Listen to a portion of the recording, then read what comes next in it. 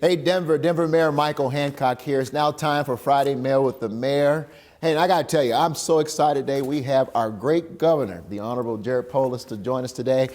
Clearly the highest ranking official I've had on Friday Mail with the Mayor, and I'm excited to have a conversation with you, Governor. Thank you for joining me. Well, hello, Colorado. I was excited to find out that in addition to being the mayor of our biggest city, you also host a talk show, and I'm excited to be a guest. It's great to be here today. That's right. And our Friday Mail with the Mayor audience, they tune in. This goes social media. Good. You get a lot of good comments, but we're glad you joined us today. Now, you just delivered your annual State of State address. Can you talk to our public about what the top, let's say, 3 priorities that came out of your State of State address? So first, State of the State is strong, doing well as a state. Unemployment is down. Our graduation rate increased 2% last year. And we really talked about some of the changes of last year, free full-day kindergarten being one of the big ones. Yeah. The other big one in the healthcare realm is anybody who buys their insurance in the individual market, the exchange, connectforhealthco.com, they saw those rates go down. In Denver, roughly around 15% or so. Right.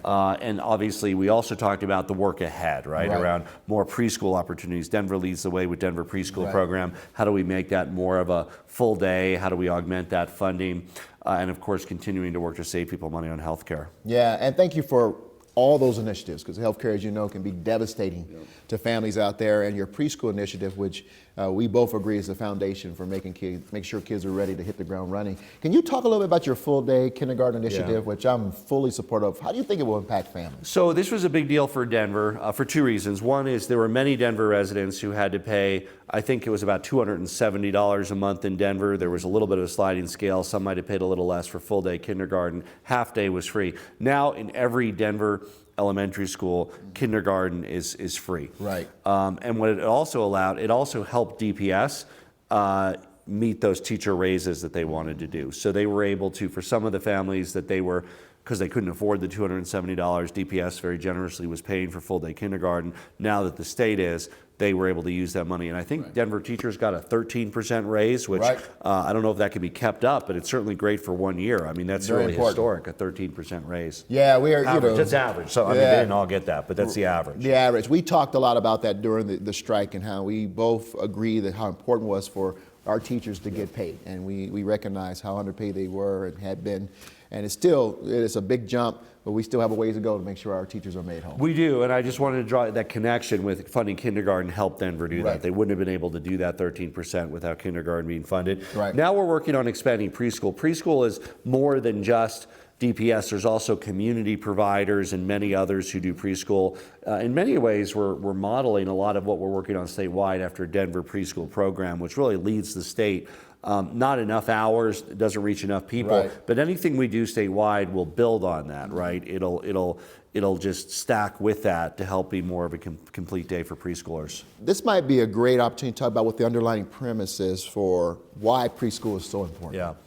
So, first of all, I have an 8-year-old and a 5-year-old, so we're not too far removed from preschool. And we were able to afford preschool for our kids, right? So for so many Denver families with a high cost of living, preschool is expensive. It's hard to afford, right? Yes, you're right. And the benefits to the society and the taxpayers are, so many studies have shown that for every dollar invested in quality preschool, it saves $7 over the next 20 years in terms of lower grade repetition rate, lower special education rate, lower crime rate, higher incomes generated, sort of all of those indicators that start with the right preschool experience so kids are able to enter kindergarten and first grade ready to learn.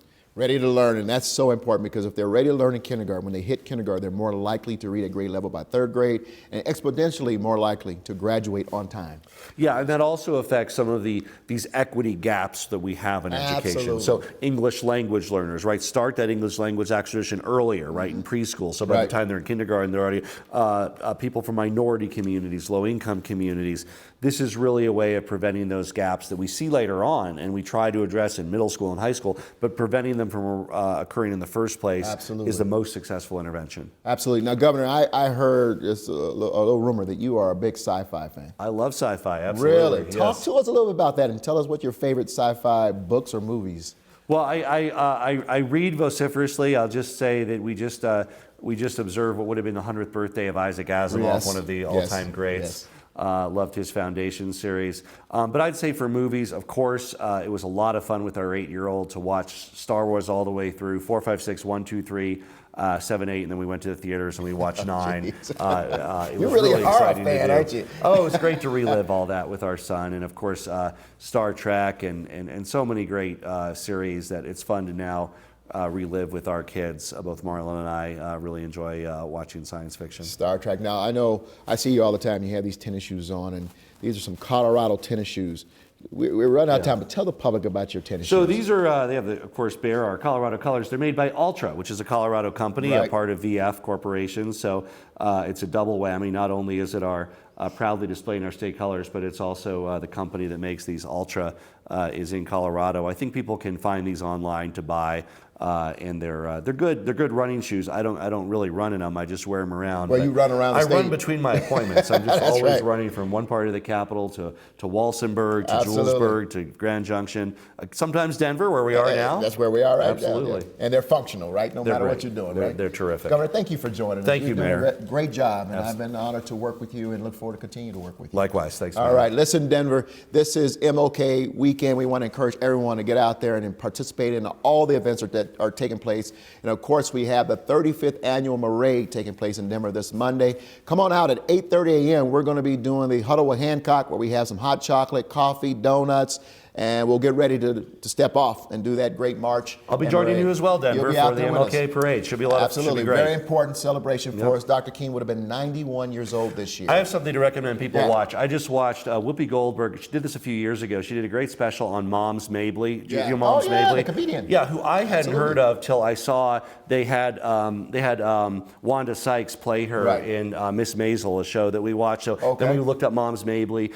Incredible comedian from the 1920s to the 1970s, African-American pioneer, and just a terrific person. But I recommend the Whoopi Goldberg special. It's downloadable, that she did several years ago on Moms Mabley. Thank you for that. Yeah. I love comedy. And also, she was a civil rights leader in her own right. She was, absolutely. So, Moms Mabley was hilarious, and if you get a chance to catch that. Thank you, Governor. That's all the time we have for this Friday Mail with the Mayor. Y'all take care. We'll see you at MLK this coming Monday, 8:30 with Huddle for Hancock.